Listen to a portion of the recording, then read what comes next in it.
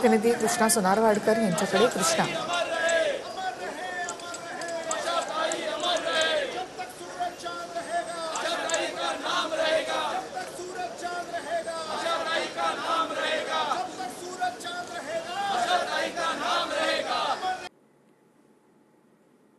तर आशाताईंनी आपल्या या संगीत क्षेत्रामध्ये इतकं करून ठेवलेलं आहे.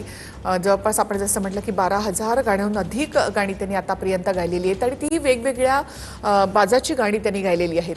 नवीन म्हणजे संगीत क्षेत्रामध्ये येणाऱ्या नवीन मुलांसाठी खरं तर आशाताई म्हणजे एक पुस्तक आहे.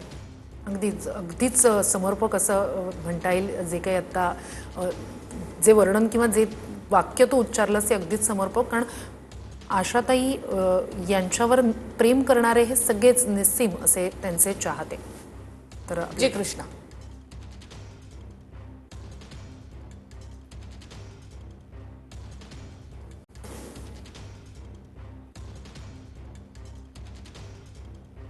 कृष्णा, आशाताईंच्या अंत्ययात्रेला या ठिकाणी सुरुवात झाली आहे आणि काही वेळातच आता छत्रपती शिवाजी पार्क मैदानावर त्यांच्यावर अंत्यसंस्कार केले जाणार आहेत. अनेक दिग्गज जे आहेत त्यांनी त्यांच्या पार्थिवाचं आतापर्यंत दर्शन घेतलेलं आहे आणि कुटुंबीय तसंच त्यांचे जे चाहते आहेत ते या अंत्ययात्रेमध्ये इथे सहभागी झालेत.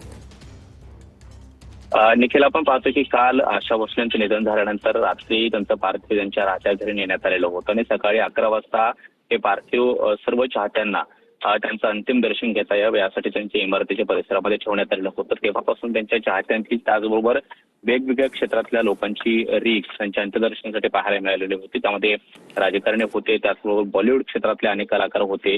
संगीत क्षेत्रामध्ये आशा भोसलेंसोबत ज्यांनी काम केलेलं होतं त्यांच्या सोबतची मंडळी असतील किंवा त्यांच्यापेक्षा अनेक ज्युनियर कलाकार असतील त्यांनी देखील दर्शनासाठी तिथं गर्दी केलेली होती. त्याचबरोबर महाराष्ट्रातून येणारा आशा भोसलेंच्या संगीतावरती प्रेम करणारा जो काही चाहता वर्ग होता तो सुद्धा त्यांच्या इमारतीच्या परिसरामध्ये अंत्यदर्शनासाठी येतो. पण अखेर आशा भोसलेंचं पार्थिव जे आहे ते आता अंत्यदर्शनासाठी शिवाजी पार्क जवळच्या स्मशानभूमीकडे आणण्यात येत आहे.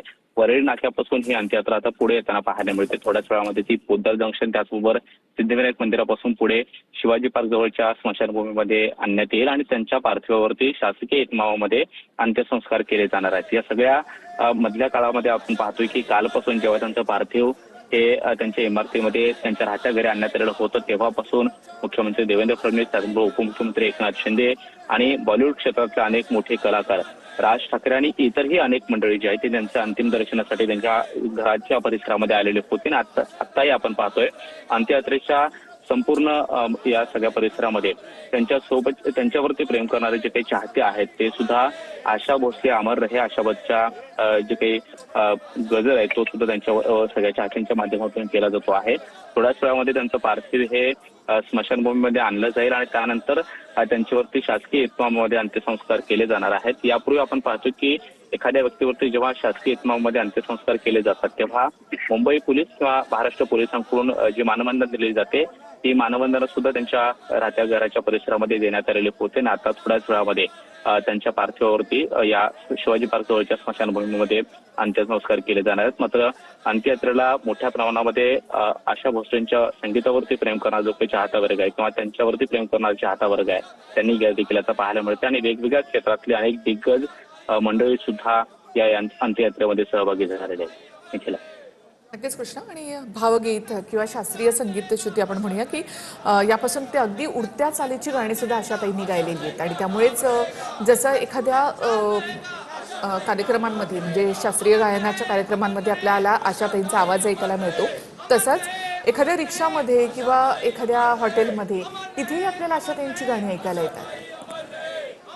तर आशा भोसले हे नाव ऐकल्यानंतर हे नाव आठवल्यानंतर आपल्या डोळ्यासमोर ती सगळी गाणी आठवतात आणि त्यावेळेला हे सुद्धा आठवतं की आशा भोसले यांनी ब्रेटली जो फास्ट बॉलर आहे त्याच्यासोबत सुद्धा एक गाणं गायलं होतं. म्हणजे खरं तर एक तो वेगळा प्रकार होता, वेगळा प्रयोग होता, तो आपल्याला आठवतो. म्हणजे असे अनेक प्रयोग आशाताईंनी केले. म्हणजे जसं मुख्यमंत्र्यांनी आठवण काढली होती की 90व्या वर्षी कॉन्सर्ट करणं, म्हणजे हा असे वेगवेगळे प्रयोग करत त्यांनी स्वतःला सतत गात ठेवलं होतं. गाण्याशी आपली असलेली नाळ कधी तुटू नये अशीच आशा भोसले यांची नेहमी त्यांनी तसं व्यक्त केलेलं होतं आणि ती इच्छा त्यांनी अशा वेगवेगळ्या प्रयोगांमधनं कायम सतत ती जिवंत ठेवली. नक्कीच. आणि अगदी 90व्या वर्षापर्यंत त्यांनी जनाईसोबत म्हणजे त्यांच्या नातीसोबत त्यांनी एक अल्बमही केला होता. म्हणजे आशाताई जर आत्ताही असत्या तर त्यांनी अजूनही काही गाणी गायली असती असं आपण म्हणू शकू. इतकं त्यांनी सगळं संगीत क्षेत्रामध्ये केलं, इतकी गाणी त्यांनी गायलेली आहेत ती सहज आपल्या ओठांवर आपल्याला येतात. तरीही असं मन भरत नाही असं वाटतं. म्हणजे अभी ना जाओ छोड कर दिल अभी भरा नहीं, असंच आशाताईंच्या बाबतीत म्हणता येईल. लता मंगेशकर म्हणजे मंगेशकर कुटुंबाचा खरं तर त्यांना तो वारसा लाभला, पण त्यातून कुठेही मंगेशकर च्या त्या गारुडामुळे दबून न जाता आपली स्वतःची अशी एक वेगळी ओळख निर्माण करणं.